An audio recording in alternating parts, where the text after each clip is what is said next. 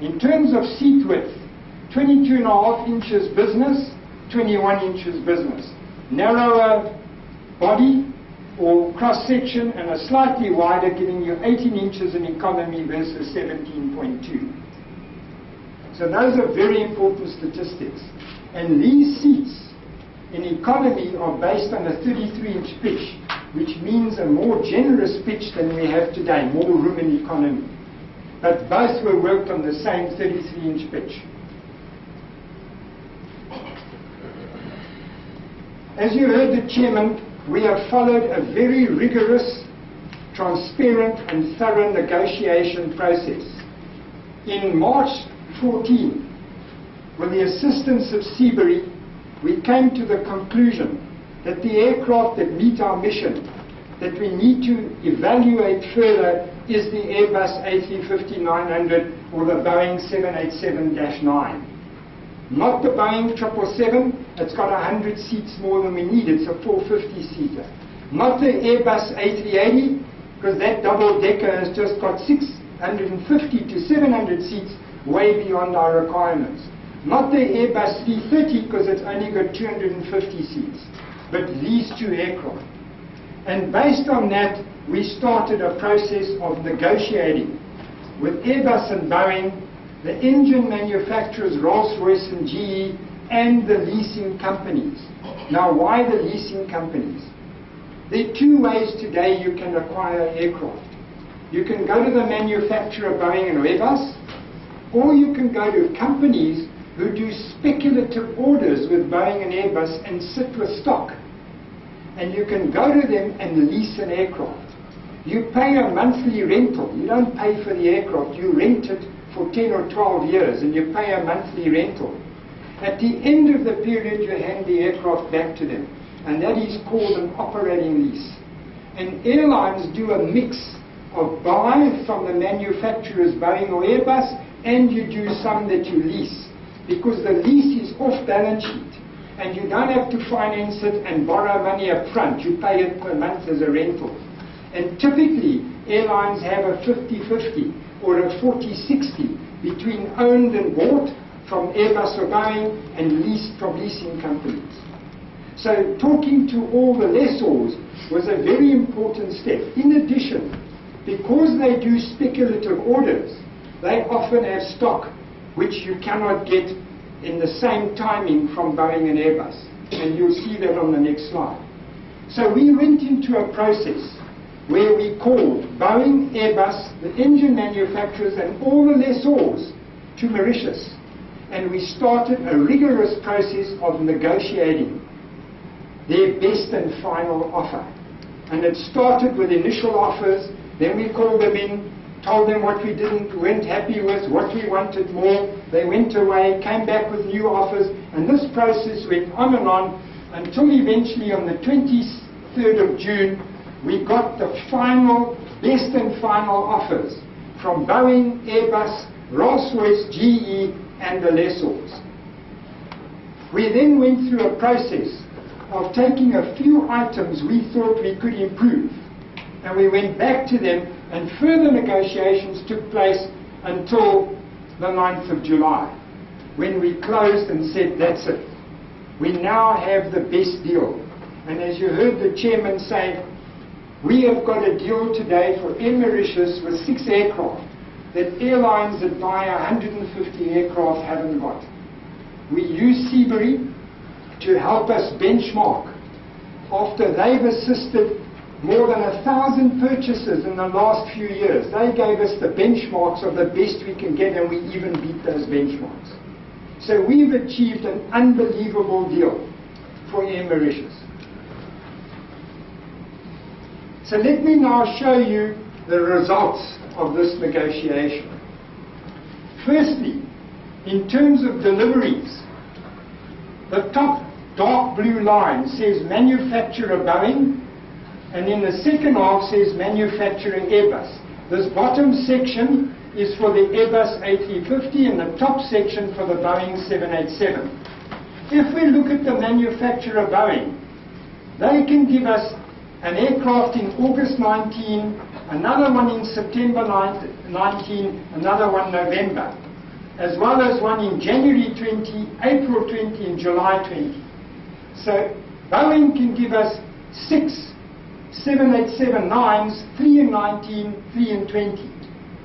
If we look at Airbus, they can give us 2 in 19 and 2 in 20. When we started the negotiations, they couldn't give us any before 2022. Then luckily for us, Emirates changed its order. They had an order for Airbus 350s and decided, based on their business model, which is hubbing, it's too small, and they're rather going to order a whole lot of additional Airbus A380s. And that opened a few slots. And we pushed Airbus to try and get 3 and 3, and we couldn't. At best, they can only give us 2 in 19 and 2 in 20. So fortunately, we now have a similar situation. Boeing can give us 3 in 19, 3 in 20, Airbus 2 in 19 and 2 in 20. But we need it earlier. And the only people who can give us aircraft earlier are the leasing companies. And that is AirCap, ACG, CIT, ALC and GCAS. In the case of the Airbus, AirCap, ALC, CIT and ALAFCA. And you can see that in 2017, AirCap have got 3, ACG have got 2, CIT 2 Boeings. In terms of the A350s, AirCap have got 3, ALC 1, CIT 1. In 2018, ACG 1 and ALC 1. And ALAFCA 2 in 2018. So our negotiations then took this all into account. Boeing can give us 6, 3 and 3, Airbus 2 and 2, and lessors could give us 2 in 2017, either Boeings or Airbuses.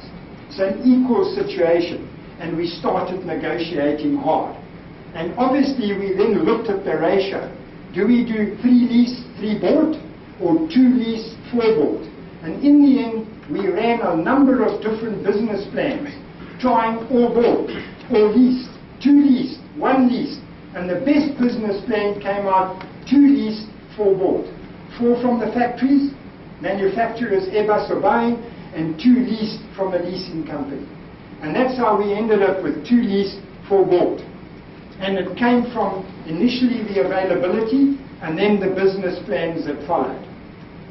So, the outcome of all the negotiations. Firstly, on the price and the phase-out contribution. We got a better price, better concessions, better annual escalation cap from Airbus on the A350 than we got from Boeing on the 787. And in terms of the phase-out, we got a better offer from Airbus than we got from Boeing. What do we mean by phase-out? It's like a trading.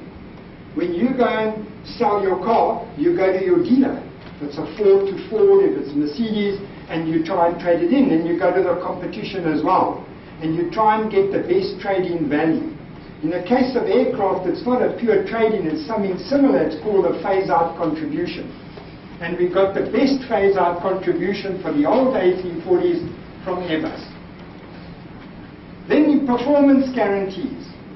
As I mentioned earlier, these are new generation aircraft just coming into service. We don't take delivery of the first till 2017. We need to know that what they've told us the aircraft can do, they guarantee. And that's what these performance guarantees are.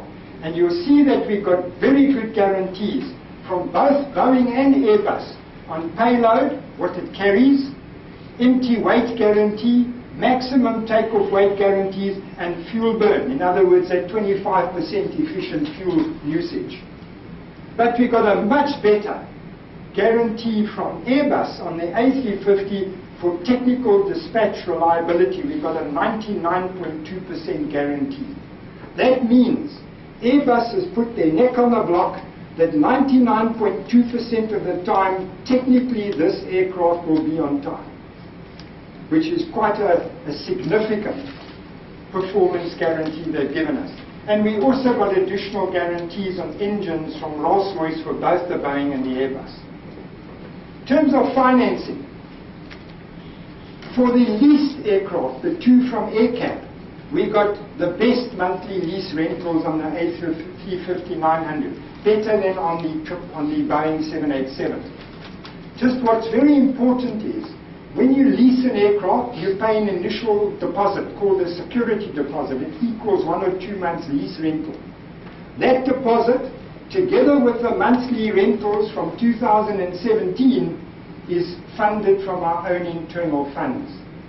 So we are paying that out of our own resources. Then a very important aspect is the pre-delivery payments. These are the deposits you have to pay on the manufacture of the aircraft. And this is very important. Aircraft are not standing in a showroom. They are made to your specification. And when you order the aircraft, as we've done for 2019, for 2 Airbus A350s and 2020 2 350s, we have to pay deposits. Now they can either make you pay that deposit up front or right before you take delivery. The later it is, the better for us, because then your cash flow is saved. So part of the negotiation is to get the best pre-delivery payment schedule. And the schedule we got from Airbus on the 350-900s is far better than what we got from Boeing.